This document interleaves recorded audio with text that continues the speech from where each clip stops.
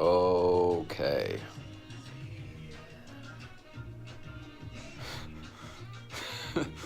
It's gonna be a weird one today.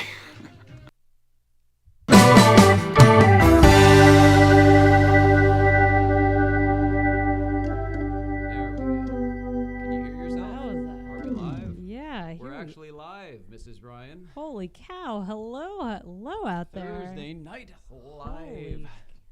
That's pretty rad. How's it feel? Pretty good. Yeah? Yeah, I really don't do. Mind if I make adjustments in the middle. I won't. I really like being live, and I really don't know why, but I do. That's awesome. Yeah. This is good. All good things. It feels different, and it's a weird energy difference that's hard to explain. I agree. It's interesting just knowing that there's an audience. I mean, there was like one person watching, but you know what I mean? It's just weird that there's one person watching right now that we don't see. Right. Yeah. All right. Well, hello, everybody. Let's see. Hello. Mrs. Ryan, how are you today? We're doing this later in the evening, so it's been a full day. I'm good. I'm good now. Better now. I mean, having had some time during the day to. Yeah, it's interesting how.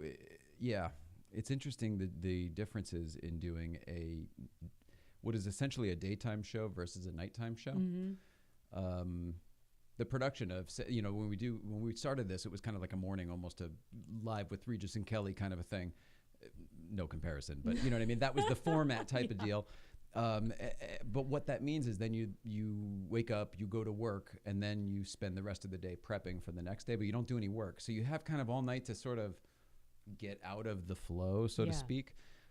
Whereas when you actually do it for an evening show, you go to work in the morning and then you work all day towards a goal, and then at the end of the day you achieve your goal. So it's a little bit more natural of a process, I think, at least for me. It feels more there seems to be more continuity for me. I can say this for sure. When we did when I worked at NBC, when I was first starting out, and working on Conan was a nighttime show where it was exactly more what we're doing tonight, or Letterman or Tonight Show, any of those. And then working on, say, Rosie O'Donnell, which was physically and structurally and format and everything else the same show. Desk, chairs, band, studios the same size, audience the same size, you know what I mean? Guests, music, it was all the same stuff. And because it was a morning show and we did it in the morning, it was a totally different, just the workflow is different. I don't know, I'm repeating myself now, but. It feels that way working on the other side of it too, and understanding who you're talking to is like, that's the biggest heads up, and I feel it on this too. You do? Yeah. That's awesome. Yeah. Shoot. All right. Well, tonight it is Thursday, May 3rd. That's the other thing, is it's weird to do a date thing now at the end of the night when everyone already knows it. So the whole thing needs retooling. It's been Thursday all day. Yeah, exactly. The whole thing needs. All right. So we're thinking it through. We're figuring it out. But talking pants, I thought that was an almost creative thing to say for what we wanted to do today. And what actually, it's funny, I didn't even realize it. I bet where the seed was planted was I was watching, surprise, I was watching Larry King last night because that's what I still do. But he's got new shows, you know. Yeah. He's got a show on, I think it's on Hulu.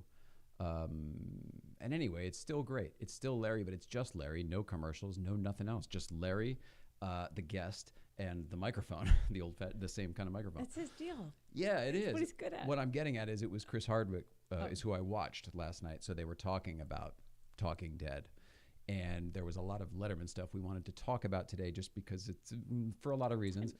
And that was, you know what I mean? Talking. That's what I was going for there. You did good. You got it. Hey-o. Little punchy also at this point in the evening, which is maybe a good thing. I don't know. It's probably not a bad thing. Energy. Yeah. All right. Good point. All right. Well, specifically, I wanted to talk about, there's a bunch of Letterman stuff, but I wanted to start with the Netflix show, which is great, and obviously, but we just watched the JayZ episode. So good. I honestly thought it was one of the best hours of Letterman I'd ever seen. I have to concur. That's my opinion. I have to concur. I was really blown away by it. Yeah. He's such a good interviewer. Mm-hmm. Agreed. I was going to say where they're going with that show. I mean, Dave was the same to me. I felt like Dave wasn't very new. Maybe you're discovering new parts of him you didn't realize. long form, I'm seeing more his thought, like where he wants to go, like about people. Agreed. But yeah. he's always been a good interviewer. That's true. Okay. No, okay. I'm not trying to start anything. Oh, no. Oh, okay. No.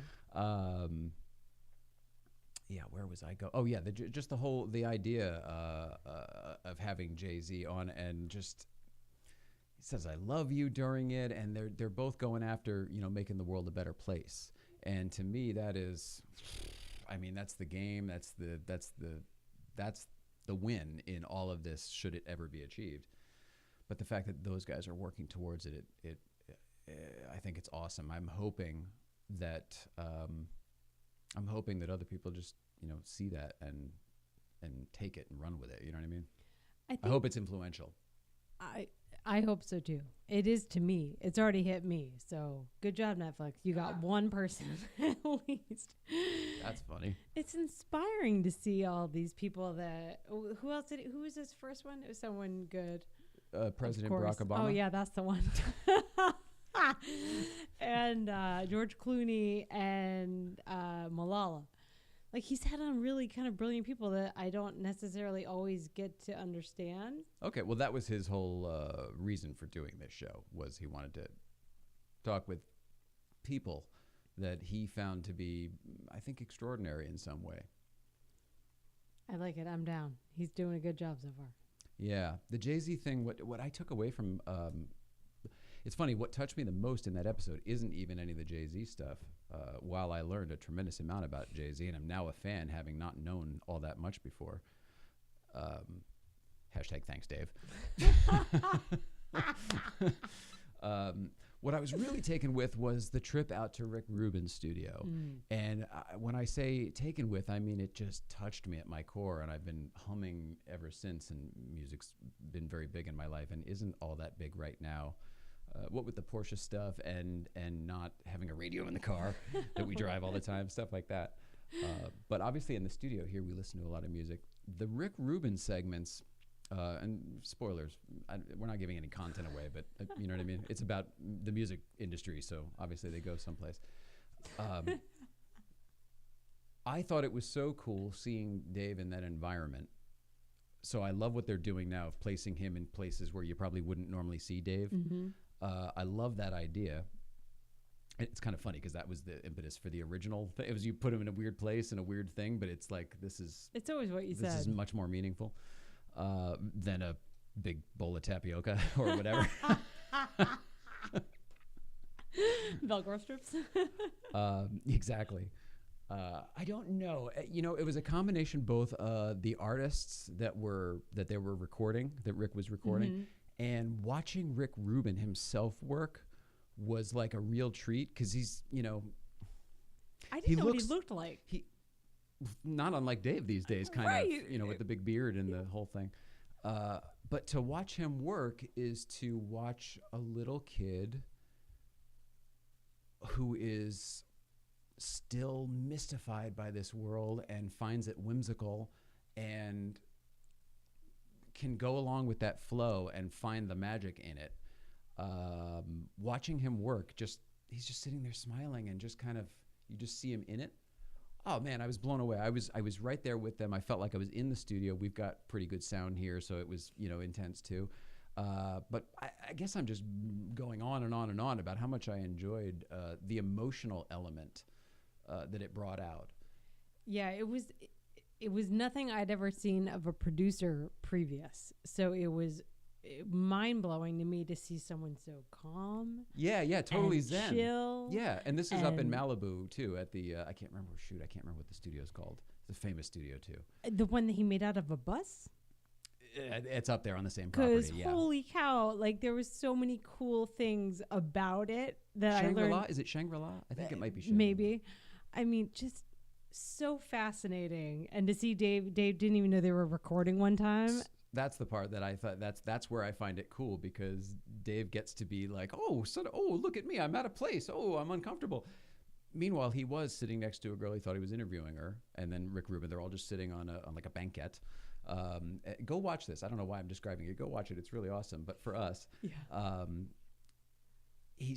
they start recording and they press whatever, and she just has a microphone there that she picks up and starts singing it while next to him in what looks like the control room. So they recorded this track with Letterman sitting right next to her, and I think he then got that energy that I was feeling through the transmission, and he almost got befuddled with it. He was almost like he didn't know where to lean. It looked like the old days where he had a monologue. He would have leaned on the monitor, but it was like a computer, and he didn't. It was great. Awkward. He had no idea what to do with himself. There was like 2 shots of him like that, and both were after she sang, and he was so taken clearly with what was going on. It was so cute. What I take from this is the inner Rick Rubin of we're all just kids in a sandbox, all of us, and it felt like he got that same childlike. Like everything is amazing attitude off of Rick, off of the whole thing, the energy. I don't know, on and on. Sorry, on to the next thing. But man, I really enjoyed that episode, and I don't know. I guess I didn't expect much, and not for any reason. I was not a JayZ fan to begin with. I knew I would learn something, but I didn't know that I would get all that out of it. I would totally agree with you. And there was like another one where I thought the opposite and had the opposite reaction. So you never know. And I think that's what's awesome about him is I trust his brain. I trust who he wants to talk to. So I am fascinated. It's a good angle. Well, I mean, leveraging it on who he wants to talk to. I have mad respect for him. So it transfers to like this show specifically, like, and you've talked a lot about this as we've started this show. It's like you said this show twice, but you're talking about 2 different shows. Can you rewind and do that again? I don't remember, but you've taught me a lot when we were creating this show of Life with the Ryans, our TV show, of the control that people get to have now over what they're putting out, which is clearly, it felt very real for what Dave was doing with Netflix. And it sounds very authentic to the vibe that Netflix is putting out of like, we're here for artists. Like, here's a playground. Like, do what you're wanting to do. Exactly. Man, that's cool. So maybe that's the angle. Sure. I think, I like it. All right. Sorry. Well, interestingly enough, this all kind of tied in. This is our 54th episode here, Mrs. Ryan. Holy and cow. Just time-wise, tomorrow is 5/4. And that's when the next Letterman episode comes out. And it happens to be somebody that you are quite fond of and know quite a bit about, Miss Tina Fey. Oh my goodness. Yeah, so that's tomorrow. Oh so my it just gosh. all kind of ties in where you know everything you just said with the people. We didn't plan that all out, obviously. And no, but that just warms my heart on about 1,000 levels. And I listen to her audiobook. She talks about him with that same kind of gravitas of importance and love. And I can't wait. That's awesome. All right. Well, I can't wait too. All right. Back to going down the checklist of Dave-related things to talk about. I'll go out of order here a little bit. This is what I have pencils here for. Tina Fey, off. Netflix, off. Got it. Done. Check. JayZ, Rick Rubin, off. Got it.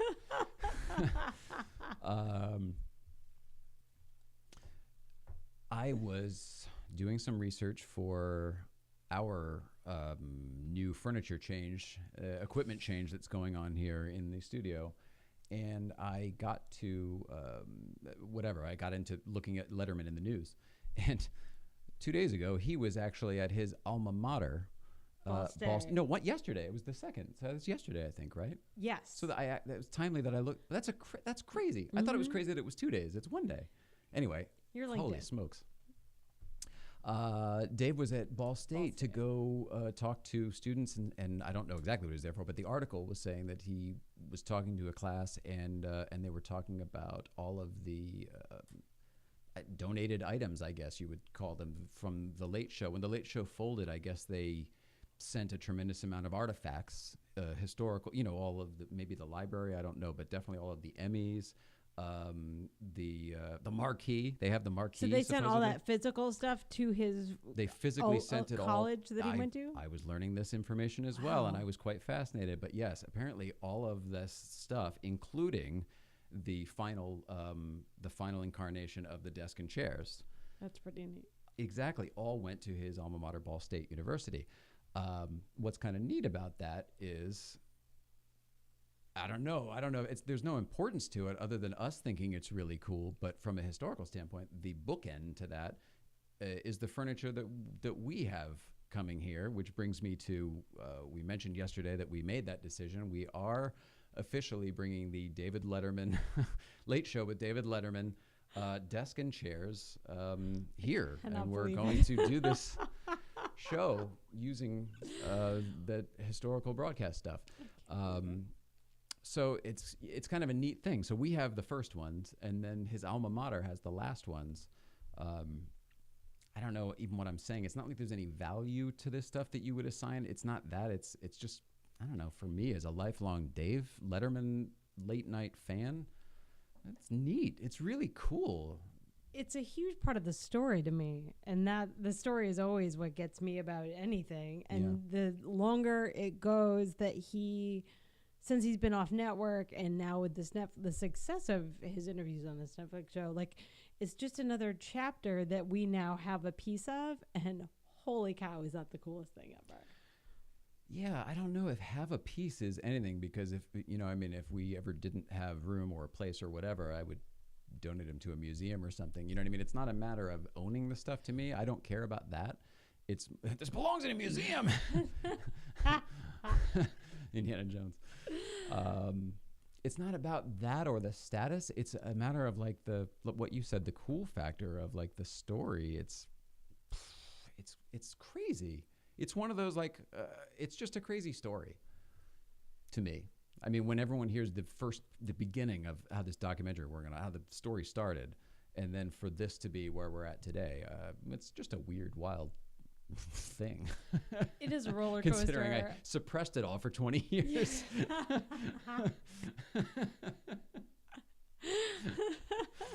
True. It'll come out. Yeah. Anyway, so I find that very, very cool. But on the desk and chairs front, getting back to that, we're making some changes. We've done some designs. Some measurements have been taken to figure out exactly what we're going to do in here. But I think it's going to look nice. I think everyone will like it. And I don't think it will very much change what we have. If anything, I think it's actually going to get more intimate, which is good. I see that in what you've said. Yeah, it won't be, it's very clearly going to be Kramer's apartment. Yes, that much is clear. But what I was going to say is it won't be a faithful recreation. It's not going to be, you know what I mean? Whatever. Everyone will see. Don't be expecting, the thing. Don't be expecting that. It won't be that. Or that. Yeah. It's art to me. Yeah, it's going to be cool. But what I was getting at is this stuff is literally being shipped now. It's being picked up, I think, tomorrow, definitely, I think, in the morning. Within 24 hours, this stuff is en route. But the cool factor is, because of the shipping company we're using, they have an app, and we can actually track it across the country like a flight tracker. So I feel like this stuff is going to arrive at the end of next week. So I feel like we will track it across the country. We have to. Yeah, on the show all next week, which is kind of a neat nerdy thing. That's kind of something Letterman would have done in the old days, pants across America. He fully would have done it. It's like that Santa NORAD thing every year of like, here's Santa, he's over your state, like go to bed. What did you say? Santa NORAD? Oh, totally. Yeah. Thank you. Sorry for the mumble. No, I think you said it right. I just didn't know what the words would be, so I had no way of predicting. Or Domino's. Yeah, or Domino's, who also has an order tracker. Yeah. Well, I think we've covered all the bases there. Oh. All right. Let's see. Ball State. That's cool. Yeah, I mean, may as well say it. No, I don't.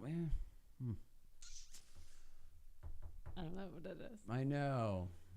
So this is not intended building suspense or anything either, too. It just was. I'm trying to think of whether or not to. I'm going to save it. But we will talk about it next week for sure. Okay. For sure. I'm excited to find out also. Yeah, you already know. It's a matter of whether or not to tell everybody. Oh, okay, I see. Is there viewer mail? Did you already do that? Is there viewer mail to do? I did it. I'm going to wear it tomorrow. Can I go? Can I get it? Yeah. Sure. BRB. Shit. There's no worries. That's wonderful. What a delight. All right. Well, we'll keep this on for when you come back, nice and wide. And until she does, let's see, the desk and chairs, I covered that. Tracking all next week. Tomorrow morning, Breakfast Club. We are doing our Breakfast Club as we usually do. However, we are also She had to do it. There was no other way. There was no other way. No, I'm serious. Sorry. But I stopped while you. Unaware. We're doing our Breakfast Club, but we're doing a film shoot with Der Fascination as well for the whatever hour episode of that. I'm trying to think. I don't think anything will be different, but if anything, bring your cars up. Come on up, but bring your Porsches because there's no point otherwise. I don't know how to say. Sometimes people come up in other cars, and it's kind of like, that's totally cool. But tomorrow, it's probably better to be Porsche-centric if you're coming for that. If you're just coming to Breakfast Club, who cares? But if you're coming for that, obviously bring your Porsche. Specifically for that. Yeah. So there's that. Where's your viewer mail? Right here. Oh, so we're not doing much of an opening for sure. Well, I opened it because I wanted to. Oh, I see. Okay, I got you. They're just shirts, but my friend Jamie Park, who also has an Aloha connection. Oh, I'm doing it right. Loves. Just be yourself. I will cover you. Loves our Aloha. And so always thinks of me when she does anything Hawaii or love. And she puts on. Did you read what it said there? Go be love. The world needs you. It's beautiful. With a heart and a bunch of, it looks like butterflies and birds and all sorts of things flying into a heart. She always posts heart. When she sees them in nature, she posts them on. It's the most beautiful random thing. I love it. And then I love it. Yeah, this is what it's so beautiful. It says love. Also. In spray paint. Yeah. Crackly spray paint. It's beautiful. Cashmere. It's so soft. I just want to say thank you. I can't wait to wear it. I'm so happy about it. That's awesome. Yeah. All right. I don't have anything else. Do you? Mm-mm. All right. Talked about a bunch of stuff. I'm really excited about the shoot, though. Just FYI. Oh, good. I don't know if you heard me talking to producer John or not. I heard you on the phone. I heard a little bit, but I'm looking forward to it. It's going to be really neat to be included in their creativity, and I look forward to being part of their story too. That's very cool. I said the same thing. We've been wanting to do something. I wanted to do something with him creatively for a bit, so it's cool that our first thing will be one of his films. It helps everybody, I guess. It's kind of neat. I'm glad you're excited about that, and the rest is just kind of still mind blowing. I think I told you before. I got a little weirded out. May as well tell everybody else too, because since we're very honest and vulnerable and stuff, I got a little weirded out when it occurred to me, like last night, that once the desk and chairs thing, like everything was signed and the shipment and all that stuff, it was like, well, wait a second, doing measurements and figuring things out. It was like, well, wait, no, I'm going to be using that desk now. Yeah. It was always a logistical problem to overcome to me earlier. It was never an emotional one. So it was one of those weird things where I had a moment of like, oh, and then you'd go into the whole like, is this a good idea? Because am I worthy and all that? And then it's just like, it's just a piece of furniture. It's a piece of broadcast equipment that theoretically in life, if you had a radio console that was done when a radio station gets folded, it would be sold off as surplus or whatever. And then some smaller little station would pick it up. And because that old used equipment was an upgrade for them. And then they would put it to use and then they would grow from there. So once I got there, I just think it's really cool. And that's my full 360 to the beginning, where it was kind of like, this is a neat thing. Super neat. I can't wait to see it here and you behind it. Yeah, us, the whole thing. It's interesting. All right. Anyway, I love you, Mrs. Ryan. We will, I'll see you all the time, let alone tomorrow. Can't wait. We'll see. I love you so much. We love everybody at home. We'll see anybody who comes to Breakfast Club tomorrow. Producer John will see you, and the professor and everybody. Looking forward to it. Stoked.